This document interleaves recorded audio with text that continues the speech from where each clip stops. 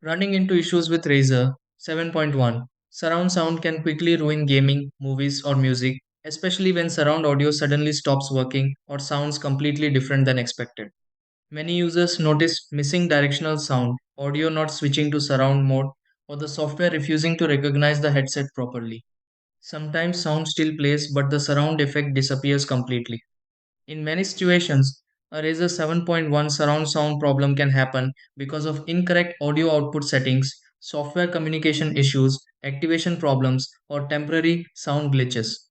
Before reinstalling random drivers or changing audio settings repeatedly, these are the steps you can try to fix this and get Razer 7.1 surround sound working properly again. Restart the computer and reconnect the Razer headset to confirm the audio device responds normally. 2. Open sound settings and make sure Razer 7.1 surround sound is selected as the active playback device. 3. Launch the Razer software and confirm surround sound features remain enabled correctly for your headset.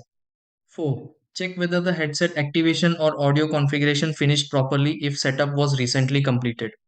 5. Play a game, video, or surround sound test and confirm whether the Razer 7.1 surround sound works normally.